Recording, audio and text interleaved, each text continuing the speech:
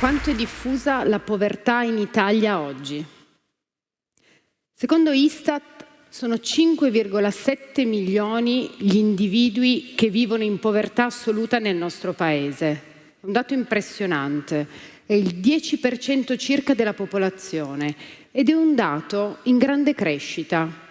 È passato in circa 10 anni da 4,2 milioni di persone a 5,7 milioni, un aumento di 1,5 milioni. Cosa vuol dire essere in povertà assoluta, vivere in povertà assoluta? Significa non avere le risorse economiche necessarie per accedere a uno standard di vita minimo, considerato fondamentale. Cosa significa? Non avere abbastanza soldi per comprarsi da mangiare, per comprarsi dei vestiti, per potersi muovere sul territorio, avere un telefonino per comunicare. Qual è la strategia per non essere poveri? Provate a pensarci, come si fa a non essere poveri? Io immagino che molti risponderebbero avere un lavoro. Ed è una buona risposta, è corretta. Pensate a un individuo che non lavora, che trova un impiego, inizia a percepire un salario e smette di essere povero. Allora potremmo aspettarci che insieme a questo aumento del numero di persone in povertà assoluta corrisponda un calo del numero di persone che lavorano. Ma non è così. I dati dell'occupazione ci mostrano un aumento, anche l'occupazione è aumentata parallelamente al numero di persone in povertà.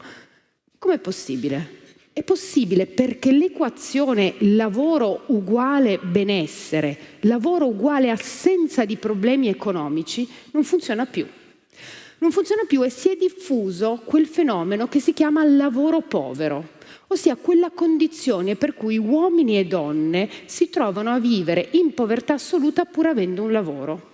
Ed è un fenomeno molto diffuso in Italia, ma anche in altri paesi europei. In Italia è molto diffuso, circa 10%, 11% in base alle statistiche che utilizziamo, lavoratrici e lavoratori che appunto pur avendo un impiego si trovano in povertà.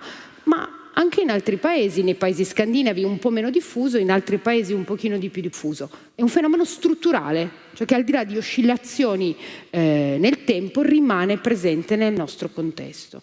Eppure, nonostante la sua diffusione, l'espressione lavoro povero ci disturba. È un ossimoro. Noi non siamo disposti, e questo è un dato positivo, ad accettare che chi lavora sia povero. Ma quando pensiamo alle persone povere nel mondo, normalmente le chiamiamo semplicemente poveri e quindi di fatto non consideriamo che la stragrande maggioranza delle persone in povertà abbia anche un'occupazione. Quindi il fatto che oggi ancora usiamo l'espressione lavoro povero e questo un po' ci disturba è un dato positivo. Allora chiediamoci quali sono le cause del lavoro povero. La principale, la più intuitiva, sono i bassi salari. In Italia questo è un problema molto rilevante. Quanto sono bassi i salari? Cosa vuol dire avere un salario basso? Per rispondere a questa domanda abbiamo bisogno di riferimenti. Allora proviamo a prendere la soglia di povertà assoluta, cioè quanto mi serve per accedere ai beni e servizi ritenuti fondamentali per vivere. Un calcolo un po' sofisticato mi dice che questo ammontare di soldi che mi serve per vivere cambia a seconda della dimensione della famiglia, se vivo da sola, se vivo con altri e anche dove vivo in alcuni contesti piuttosto che in altri contesti. Allora prendiamo per esempio il caso di Alessandro. Alessandro è un giovane di 35 anni che vive a Bologna. Per non essere povero in termini assoluti, Alessandro ha bisogno di avere un reddito di almeno 1.180 euro al mese. Un basso salario e quindi un salario, se è l'unica fonte di reddito di cui può disporre Alessandro, che non gli consente di arrivare a 1.180 euro al mese e quindi di fatto di non uscire dalla condizione di povertà. È un problema molto rilevante in Italia perché si parla spesso dei salari reali che sono calati. Cosa vuol dire? Vuol dire che i salari sono aumentati in termini nominali ma non abbastanza per compensare l'aumento dell'inflazione. E in Italia sono particolarmente bassi al punto che se prendiamo lo stipendio di un impiegato in Italia oggi è uno stipendio che consente a questo impiegato di accedere a una quantità di beni e servizi inferiore rispetto a quella che lo stipendio di un impiegato di 20 anni fa gli consentiva di fare e ancora oggi in Italia un impiegato accede a meno beni e servizi di quanto accederebbe se facesse lo stesso lavoro in Germania, in Francia o in Spagna. Quindi sono più bassi i salari sia in termini longitudinali sia in termini comparativi. Seconda ragione, il part-time. Se anche Alessandro lavora con un buon salario orario, cioè pagato abbastanza bene all'ora, ma lavora per poche ore alla settimana, di fatto il suo reddito da lavoro disponibile non sarà sufficiente ad arrivare alla soglia di povertà. E qui si potrebbe obiettare, sì, ma il part-time è una forma di flessibilità e non è sempre negativa. Certo, è molto vero quando non parliamo del part-time involontario, che in realtà nel nostro paese è molto diffuso. La maggioranza delle persone che si trovano in part-time vorrebbero in realtà lavorare full-time e questo riguarda anche in molti casi madri che hanno carichi di cura. Vedete com'è possibile? Pensate una donna che ha 2 bambini che frequentano la scuola primaria e dice il part-time può essere una buona soluzione per rimanere nel mercato del lavoro. Beh, dipende che orari ha questo part-time, perché se il part-time è tutti i pomeriggi dalle 15 alle 19, in realtà forse questa donna preferirebbe lavorare full-time e quindi disporre di un reddito maggiore. Terza causa, la discontinuità lavorativa. Alessandro ha un buono stipendio, prende 1.300 euro al mese, conta solo sul suo reddito da lavoro e possiamo dire che non è povero. Dipende, lavora tutto l'anno, perché se Alessandro lavora solo 6 mesi all'anno, in realtà il reddito complessivo nell'anno non sarà sufficiente per lui, perché i suoi bisogni ci sono tutto l'anno, ma il suo reddito c'è solo per una parte. E quindi la discontinuità lavorativa è una delle cause principali della diffusione del lavoro povero.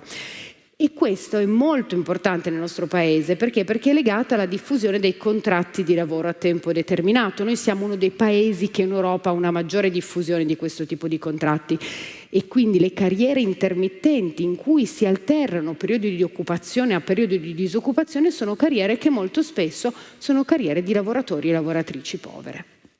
Quindi abbiamo 3 dimensioni: il salario orario, le ore lavorate e la quantità di mesi lavorati. Le 3 cause principali. Dobbiamo aggiungere però un quarto fattore. Alessandro lavora a tempo pieno, lavora con un buono stipendio, 1.300 euro al mese e lavora tutto l'anno. Però a un certo punto ha incontrato Barbara, sono andati a vivere da solo ed è nato anche un figlio. Di quanto ha bisogno questo nucleo per non essere povero in termini assoluti? Ha bisogno di 1.690 euro al mese. Lavora solo Alessandro, Barbara non lavora, questo nucleo è in povertà e Alessandro è un lavoratore povero. Potremmo dire che è sempre un problema di carenza di occupazione. Perché? Perché se lavorasse anche Barbara, un secondo percettore di reddito nel nucleo, il nucleo avrebbe molta meno probabilità di essere povero. Ma questo vale anche per il bambino? Perché oggi in Italia si trovano in povertà assoluta 1,3 milioni di bambini e a meno che noi non pensiamo che anche i bambini e le bambine debbano lavorare, di fatto stiamo avvallando un sistema che porta a questa situazione. Va bene, lavoro povero è pur sempre un lavoro, comunque può essere poco pagato, può essere per poche ore alla settimana, può non essere continuativo, ma di fatto produce sempre un reddito da lavoro. E allora consideriamo comunque che ogni lavoro sia un buon lavoro? No. Perché? Perché lavorare costa, se ne parla molto poco, ma è un elemento fondamentale. Chi svolge un'attività lavorativa deve sostenere dei costi che non sosterrebbe se non lavorasse. Quali sono questi costi? Sono costi diretti e costi indiretti. I costi diretti sono i trasporti. Recarsi dalla propria abitazione al luogo di lavoro ci costa.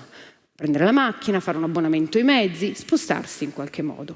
E poi i costi per il cibo, perché se io mangiassi a casa probabilmente spenderei meno di quanto spendo mangiando fuori casa, anche facendo molta attenzione. E poi i costi indiretti. L'esempio più semplice da intuire è quello dei carichi di cura. Se io lavoro magari devo comprare dei servizi nel mercato, ad esempio iscrivere i bambini al doposcuola o comprare dei servizi di babysitting. Sono costi che non avrei se non lavorassi.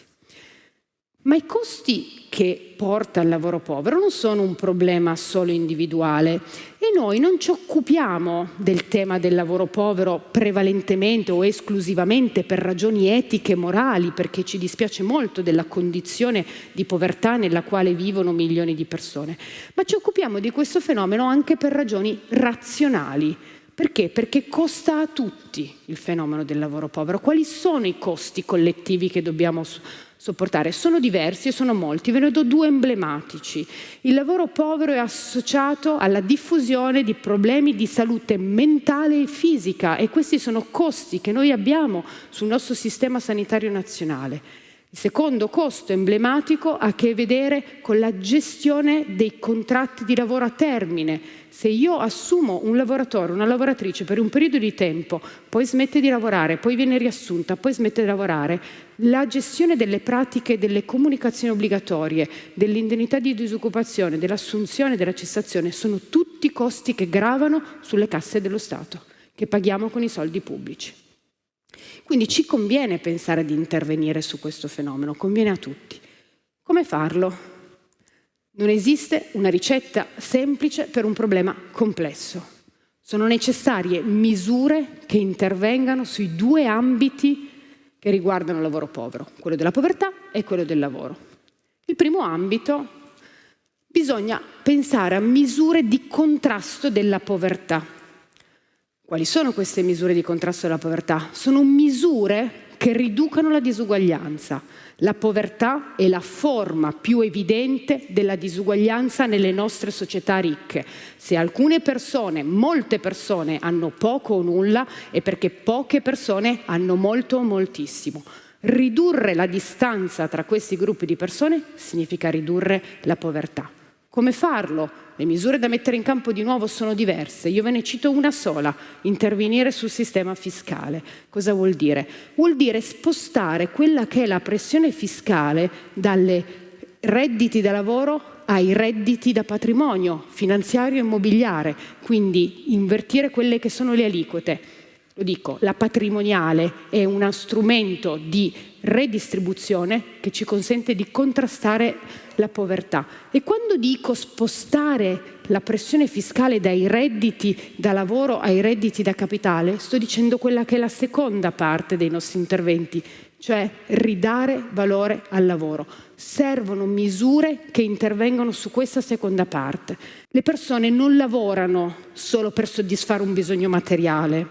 Le persone lavorano perché il lavoro soddisfa bisogni più complessi di identità, di autorealizzazione, di riconoscimento. E gli studi ci dicono che 20 anni fa le persone alla domanda lavoreresti se non ne avessi bisogno rispondevano quasi tutte di sì. E ancora oggi le persone continuano a rispondere di sì. Le persone vogliono lavorare perché il lavoro è un fondamento della nostra vita. Per farlo però gli dobbiamo ridare valore, dobbiamo pensare di avere delle paghe adeguate, dei salari adeguati, di avere un lavoro stabile, di avere un lavoro sicuro. Queste sono tutte quelle strategie che noi dobbiamo pensare di mettere in campo, dall'introduzione di un salario minimo legale a una limitazione dei contratti a tempo determinato, che possono portare al fatto che l'espressione lavoro povero sia un ossimoro non solo nella forma ma anche nei fatti.